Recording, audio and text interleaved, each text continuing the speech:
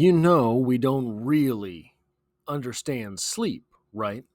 We don't really understand all the things that it does for us, why we need it, why can't our body perform those same functions while we are awake, those deep cleansing functions, those repairing functions at the same level while we are awake. Why must our brain be essentially disconnected in order for these things to happen? Welcome to Strip Coverlet, where we squeeze the bigger picture out of literature. I'm Adrian Ford, and we are here for another poetry discussion, which will appear in two different playlists, on the channel. Number one being the poetry discussion playlist, now approaching 750 videos strong, and number two being the William Wordsworth playlist, a much shorter playlist here on the channel, but one that could be for you if you enjoy the works of William Wordsworth. The poem in question today is known as To Sleep, an interesting title that could be taken two ways. Is it addressed to sleep, or are you going to sleep? Fond words have oft been spoken to thee, sleep, and thou hast had thy store of tenderest names, the very sweetest, fancy coals or frames, when thankfulness of heart is strong and deep. Dear bosom child, we call thee, that dost steep in rich reward all suffering, balm and tames all anguish, saint that evil thoughts and aims takest away, and into souls dost creep, like to a breeze from heaven. Shall I alone, I, surely not a man urgently made, call thee worst tyrant, by which flesh is crossed, perverse, self-willed, to own and to disown, mere slave of them who never for thee prayed, still last to come where thou art wanted most. To sleep. Is this addressed to sleep? Or is our speaker hoping to go to sleep? Well, through the poem, the praises of sleep are so strong that it makes you feel the urgent need from our speaker to go to sleep. It is an opining to sleep itself. This is interesting because you have to question at this point how desperate a man must be to disconnect from reality. To disconnect from reality such that he writes these words to sleep itself. Pardon me for one moment. As I realized halfway through that sentence, there is an opening paragraph that we should share in light of this poem. This is from The Haunting by Shirley Jackson. This is the opening paragraph, one of the finest opening paragraphs in all of English literature, but it does shed a bit more light on this same very idea. No live organism can continue for long to exist sanely under conditions of absolute reality. Even larks and katydids are supposed by some to dream. Hill House, not sane, stood by itself against its hills, holding darkness within. It had stood so for 80 years and might stand for 80 more.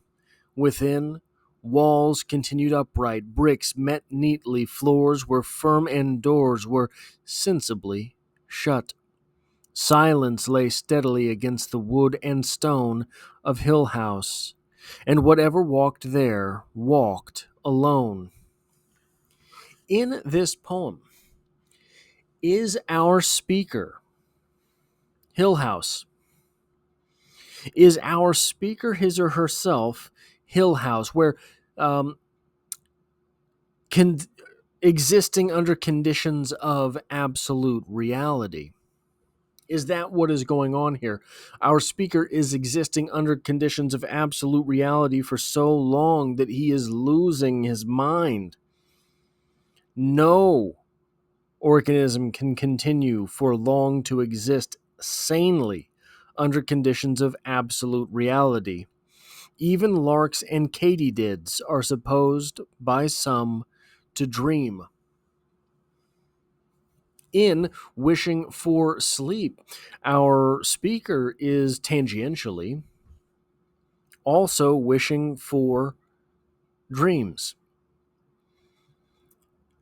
Sleep, by the way, it should be noted, is a small representation of death itself. You die at the end of the day the way that you die at the end of your life. You are reborn in the morning the way that you are reborn into the afterlife.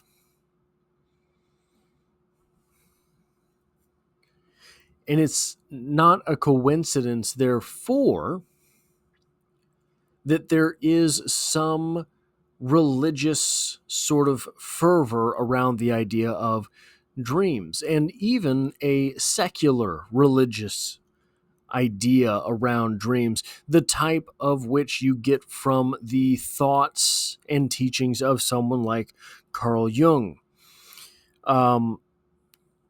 So there are those who believe in Jungian archetypes. There are those who believe in the ideas that Jung really sort of zoned out, if you will, in order to create. So the big story around Jung is that, you know how sometimes you're having a really good day and no one can ruin it for you? You tell yourself, hey, this is just a really good day. Maybe that guy cut me off. I don't care.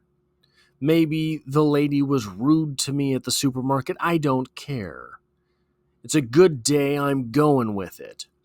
Jung did that same thing, but in the opposite direction. Jung felt a depression coming on. And he said, you know what? I'm going to go with it. I'm going to see where this leads. Everyone always fights depression. Everyone always tries to get away from depression. I'm going to let it have its way. And a lot of absolutely strange stuff was birthed from this experience by Jung. But there is a school of thought in people who sort of, I don't know, practice Jung, or Jungian thought is the right term, but who do take the thoughts of Carl Jung very, very seriously, that when we go to sleep, we are transferred, our consciousness is transferred to, what I believe is called an oneiric field, Oneiric. I had to go back and look it up again because I could not remember how it was spelled, and I still don't know how it is known. This is only something that I have read about kind of briefly. This is the place where archetypes and the collective unconsciousness live. We go to sleep, conk out, our consciousness goes to that place. It is, in that way, for people who take this that seriously, a religious experience. It is the same way that we die and are transported to the afterlife, that someone who believes these things die or sleep and are transported to to the collective unconsciousness. I don't know how I feel about it, because I don't think I believe any of that stuff, right? But we don't really understand sleep.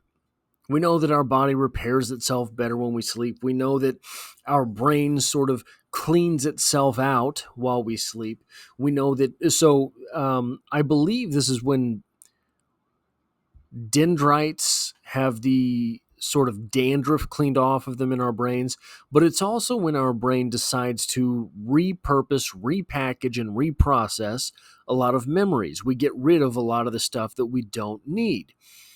And is that what's going on when we dream? It is just our brains running through these old memories, but since we're not there and we know those things already happened, we are reprocessing those things as dreams. We are reprocessing those thoughts and feelings which have expired into a different form. Sleep is scary. The idea of sleep is scary. Still, here we have a speaker who is praying for it. How bad must things be going for our speaker here? That they cannot sleep, first off, but also that they are praying for it to come. That is all I have for this poetry discussion. If you like or appreciate what it is that I do here, hitting the like button really does help me out, as it tells YouTube to share this video with other literature lovers. If you find yourself here by chance but not design, literature is the only thing I talk about on this channel, dropping multiple videos every single week. There's poetry every Monday, and as always, I hope to have you back for the next one.